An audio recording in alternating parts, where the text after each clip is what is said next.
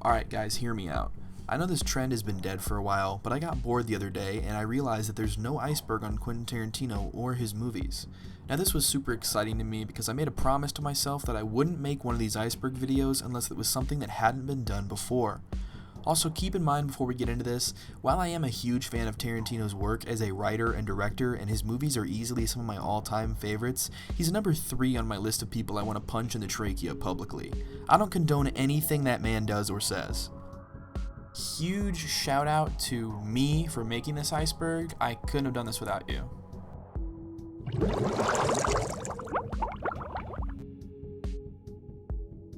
The 10 films obviously alludes to the 10 movies written and directed by Tarantino as of 2021.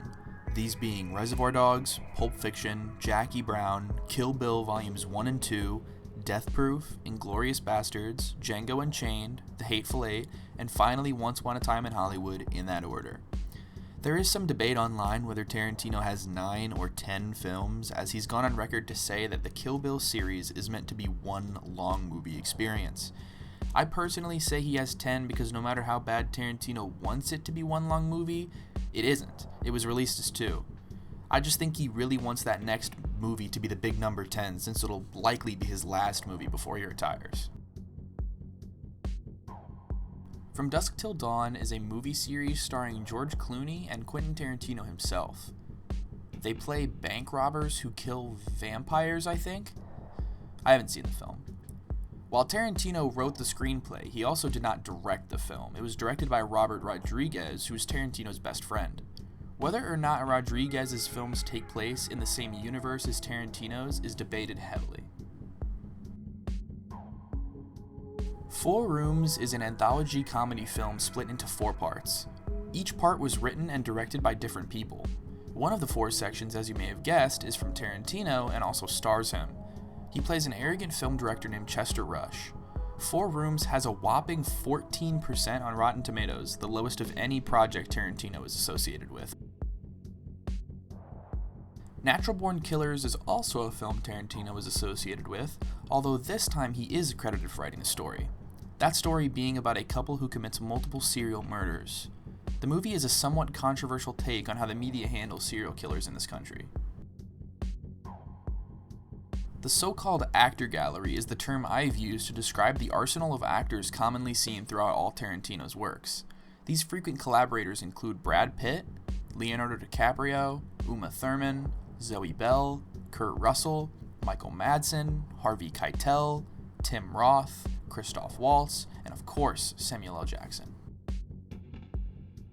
This is a pretty well-known piece of trivia, but in the dinner scene from Django Unchained, when Calvin Candy slams his fist down on the table in anger and slices his hand open, this wasn't originally part of the film.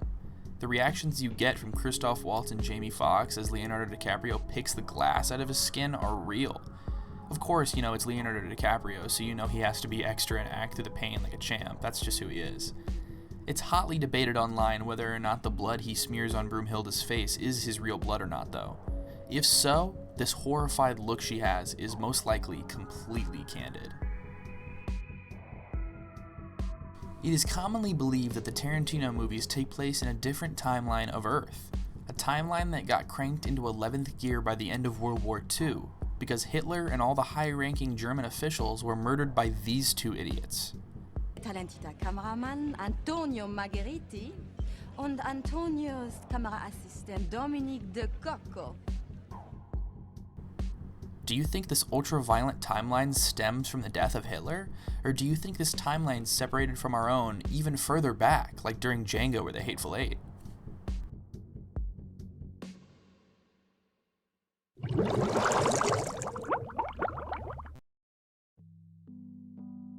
In the comedy movie A Million Ways to Die in the West, directed by Seth MacFarlane, there's a sharpshooting bounty hunter character played by Jamie Foxx that shows up, which is obviously a reference to the legendary Django Freeman. Well, actually, it's less of a reference and more of him just actually kind of being in the movie. The iconic band-aid on the back of Marcellus Wallace's neck has sparked a lot of speculation, and back in the day was even part of a theory that we'll get into a little bit lower on the iceberg.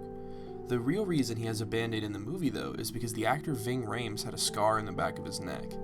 It's argued whether or not this was because of a shaving accident or a skin condition, but regardless, he was self-conscious about it, so he put a band-aid over it. Tarantino saw this, and he told him to keep it on, as he thought it would be more iconic, which obviously worked since we're talking about it right now, 20 years later. Of all the movies to be in, Tarantino acts as himself in the film Muppets Wizard of Oz. Okay, I'm uncomfortable. Can we move on? Netflix cuts just refers to the Netflix versions of his movies. For instance, there's extended versions of The Hateful Eight and Once Upon a Time in Hollywood. The Hateful Eight was actually turned into a 4-part miniseries on Netflix, which I thought made a lot of sense. It's basically just each of the 4 parts of the movie, but separated on their own so you can watch them like episodes instead of having to sit down and commit to a 4+ hour long movie. Everybody remembers the name Antonio Margheriti from Inglourious Basterds, but if you remember correctly, the Bear Jew was given that name to impersonate an Italian film director. Then, funny enough, in Once Upon a Time in Hollywood, when Rick Dalton does Italian Western movies, the director of his films is none other than the real Antonio Margheriti. Just think, if the real film director went to the movie premiere in Inglourious Basterds, Rick Dalton may have never done Italian Westerns. Such a small thing could have ended up changing the end of 2 major movies. In Pulp Fiction, when Pumpkin and Honey Bunny are robbing the restaurant, you might recall the owner of the diner saying this. I am not a hero, I'm just a coffee shop. Because he got cut off and didn't get to finish, he's actually credited at the end of the film as Coffee Shop. Tarantino pulls inspiration from many places, one being the 1966 Italian spaghetti western film known as Django, which of course became the inspiration for Django Unchained. Django 1966 is a cult classic and is regarded to be one of the best of its genre. And with the legendary soundtrack by Luis Bacalov and the main character being played by Franco Nero, it's no surprise it was such a success. If you have a keen eye, you may have been able to spot that Franco Nero actually reprises his role as Django in Django Unchained during this scene. The D is silent. I know.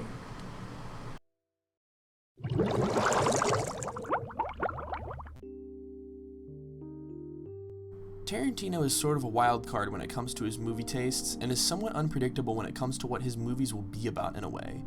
Sure, his films have defining traits, but you never know if he's going to make a crime exploitation film, a Japanese Western hybrid, a historical piece, or even a Hollywood meta-commentary. That has made it damn near impossible to try to guess what his next projects may be until he eventually reveals them, except for one. Kill Bill Volume 3 is something that has been talked about ever since the release of Kill Bill Volume 2, and Tarantino has not been silent about it. He's gone on record multiple times to say that he'd love to do a 3rd installment. He said Uma Thurman would be in the film if it were made, but she wouldn't be the focus. This has led many people to believe that the 3rd and final act would be Vernita Green's daughter from the first movie coming back to challenge Beatrix. Red Apple cigarettes are the fictional cigarette brand in the Tarantino-verse.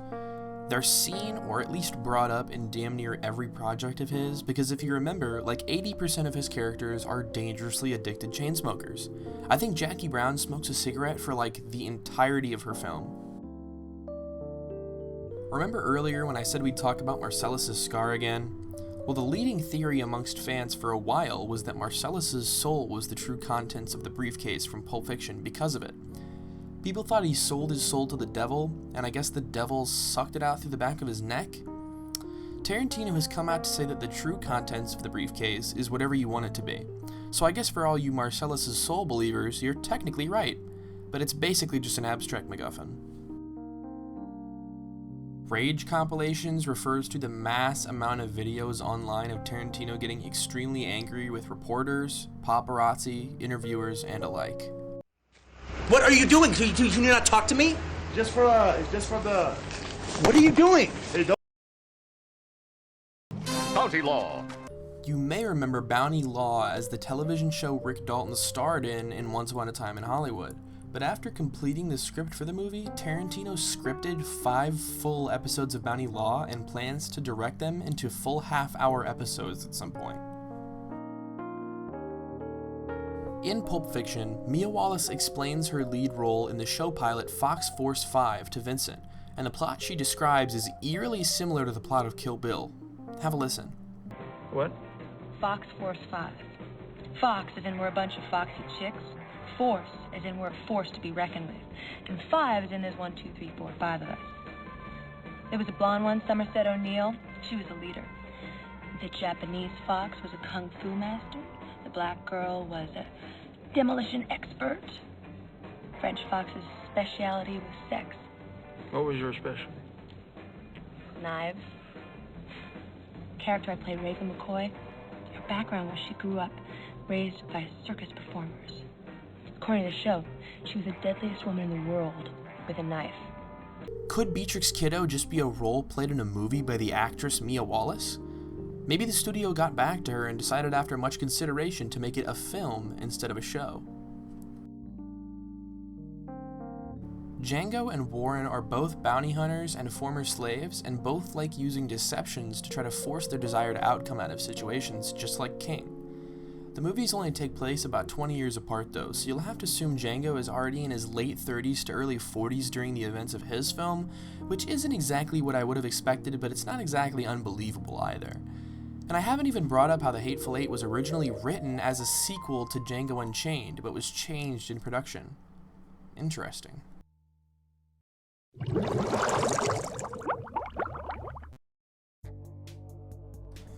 Now, we all know the character Vincent Vega from Pulp Fiction, of course, but what you might not know is that Mr. Blonde from Reservoir Dogs' real name is actually Vic Vega.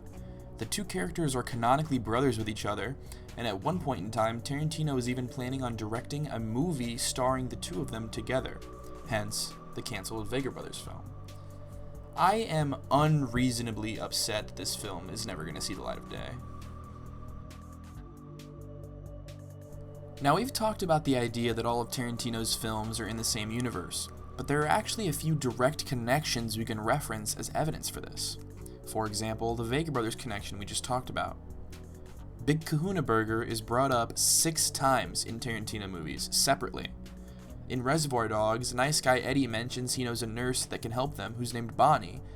And in Pulp Fiction, during the Bonnie situation, Jimmy's wife Bonnie is gone because she's working as a nurse. The character Sheriff Earl McGraw appears in From Dusk Till Dawn, Kill Bill, Planet Terror, and Death Proof. These are just a few of the connections, and we'll get into a few more specific ones a little bit further down.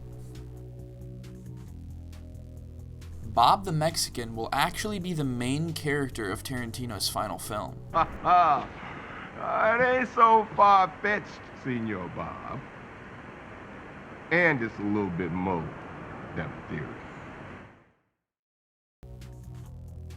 The Bruce Lee controversy refers to how Bruce Lee was pictured in the film Once Upon a Time in Hollywood. Tarantino characterized the martial artist and actor in a very cocky and arrogant way, and then sort of disgraced his legacy, as some put it, by him getting absolutely bodied by Cliff Booth. Sharon Lee, Bruce Lee's daughter, slammed Tarantino for publicly depicting her father as quote-unquote an arrogant asshole full of hot air. Quentin Tarantino's rebuttal to this whole controversy ended up basically devolving into him just saying, wah, go cry about it, I don't really care, and that's where the controversy stands today. It's a pretty common rumor that every clock in Pulp Fiction displays the time 4:20, you know, the weed number. But research this topic for any longer than 10 seconds and you'll unfortunately find out that this is untrue. There are multiple clocks in the film that are set to 4:20, such as a couple in the pawn shop, but the clock behind Jimmy during the Bonnie situation clearly reads 8:15, and let's not forget the most important timepiece in all of Tarantino's filmography, the Golden Watch, which is also not set to 4:20. The Hateful Nine is a reference/inside joke referring to the fact that there are actually 9 people in Minnie's haberdashery during the events of the movie, and not 8. Technically, if you count Channing Tatum in the basement, there's 10 people in the cab in the entire movie. One theory is that O.B., the stagecoach driver, didn't hate anyone, thus he isn't part of the Hateful Eight. This is corroborated by the fact that O.B. isn't on any of the promotional art displaying the 8 characters. The 14 Fifths of McCluskey is a fictional movie that actor Rick Dalton starred in Once Upon a Time in Hollywood. A clip from the movie is shown on screen, and we can see Rick Dalton lighting a bunch of Nazis on fire with a flamethrower.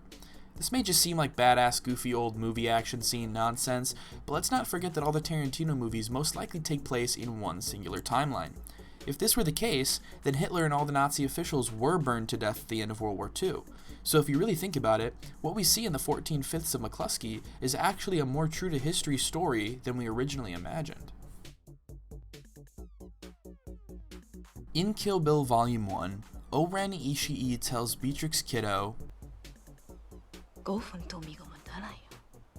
but from the moment the musical cue kicks in and they begin fighting, it takes the bride exactly 4 minutes and 59 seconds to land the killing blow.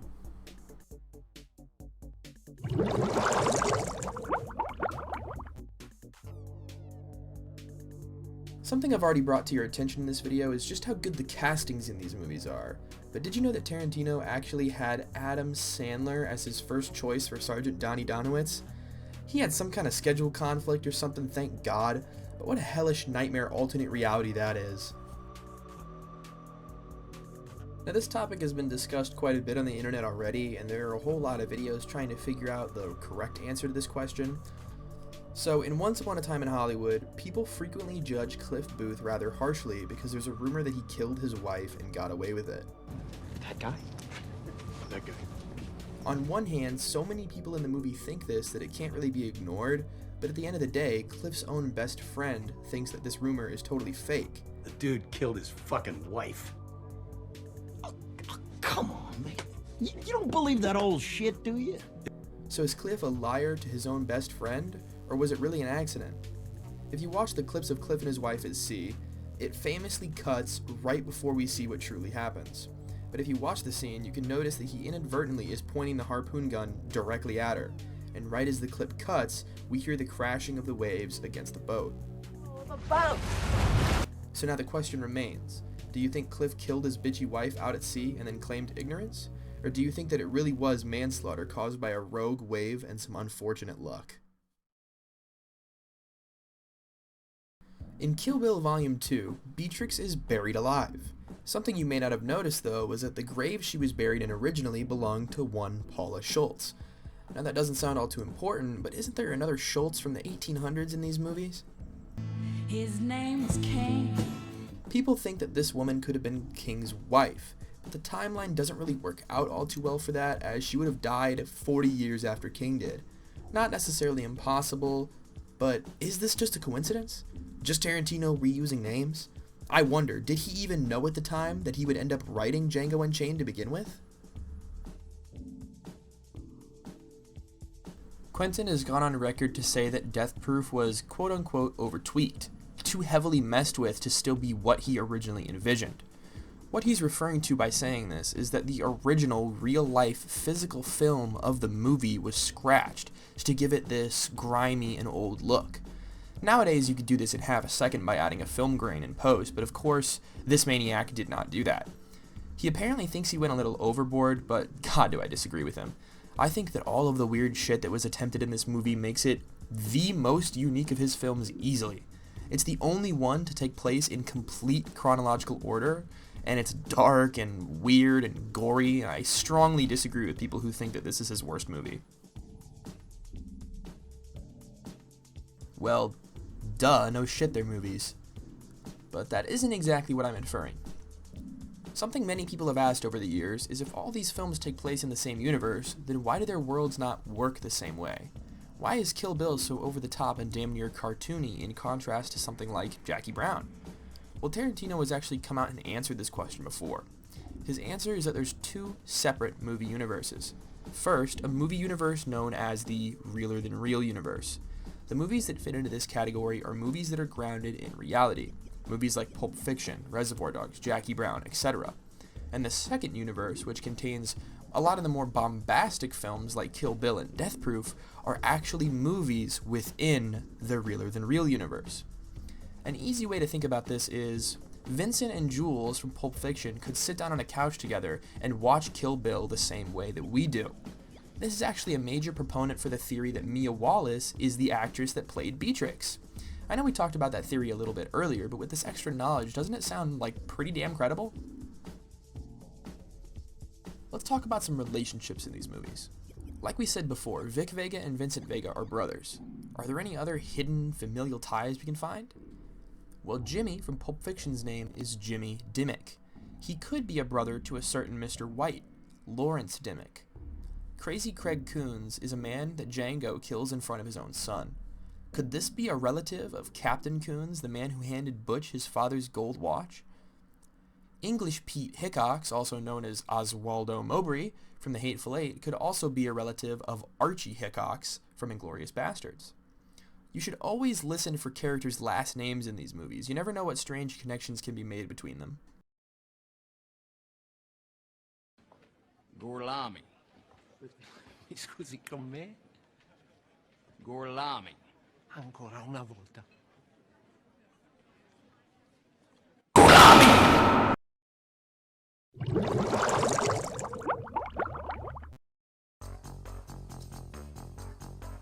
In both Kill Bill and Inglourious Basterds respectively, Uma Thurman and Diane Kruger's characters both have scenes of strangulation. Uma's being when Gogo wraps her chain whip around her neck, and Diane's being at the hands of Colonel Hans Landa. But what if I were to tell you that just off screen, Tarantino himself was the one strangulating both of these women? Let's start by talking about Diane Kruger's situation. From what I can gather about it, Tarantino thought that the scene would only really be believable if she was really getting choked. In his words, if it's just a guy with his hands on your neck, not putting any kind of pressure, and you're doing this wiggling death rattle, it looks like a movie strangulation. It looks movie-ish. But you're not going to get that blood vessels bulging or the eyes filling with tears, and you're not going to get the sense of panic that happens when your air is cut off. The reason behind him offering up to be the one who chokes her himself was because of the trust they had in each other. He himself did it because that was the only way he could ensure somebody else wouldn't fuck it up, basically. Some people think that Tarantino had ulterior motives for offering to do this, though. And the Uma Thurman part is even stranger, as it was her idea for someone to be physically choking her. She was apparently convinced it wouldn't look right without it being authentic, so Quentin Tarantino is right off screen pulling this chain. Again, this only happened due to the trust that these two had in each other. But as you'll see in this next entry, maybe that trust was misplaced. Okay, so let me try to paint a picture for you here. During the filming of Kill Bill Volume 2, there was a day that had no stunt coordinators or safety people on set. Now this was because they were not set to be filming any dangerous shots that day. But apparently Tarantino changed his mind about that mid-shoot and coerced Uma Thurman to do something quite risky. Driving a rusty old car referred to as a death box by stunt coordinator Keith Adams. According to Uma, there was no roll cage or head brace. The seat was loose to the floor of the vehicle, and the car had even haphazardly been converted from a stick shift into an automatic. Tarantino had instructed her to drive down a curvy, dusty road at about 50 or 60 miles per hour.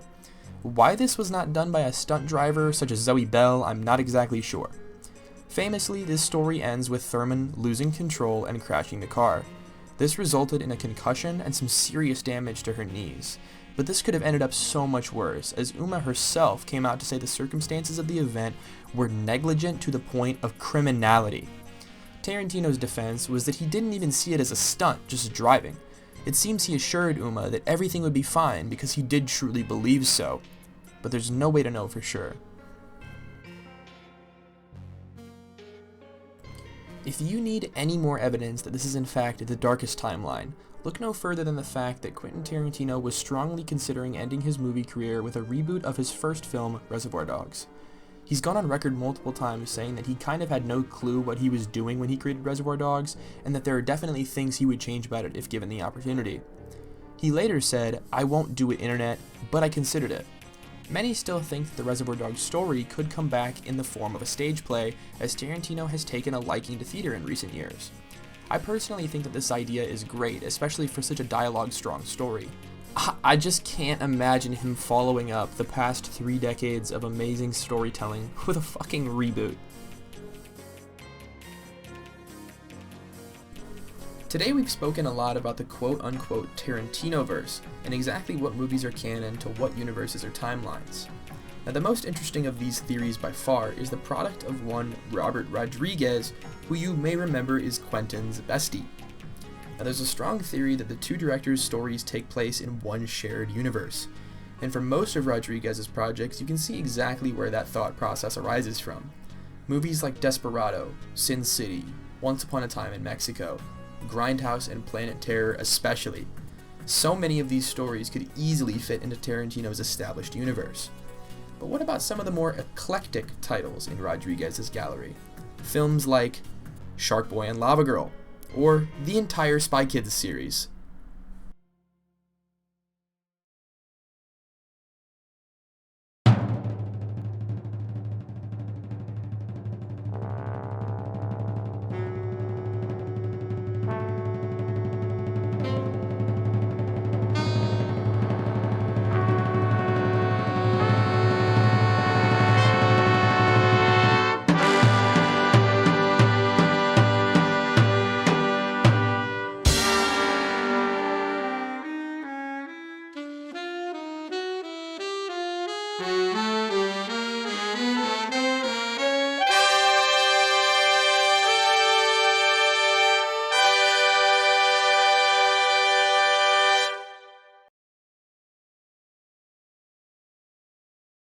So, that was the Tarantino Iceberg. Sorry that this video took me like literally 7 months to make. Inspiration was just really kicking my ass, and it kind of took a lot out of me to make this video, so I hope it turned out well. I'm not exactly sure what my next video will be on, but I'm positive it will be out quicker than this one came out, without a doubt. Stay tuned for some weird shit, and just as always, it will never be like the video before. Rock over London, rock on Chicago.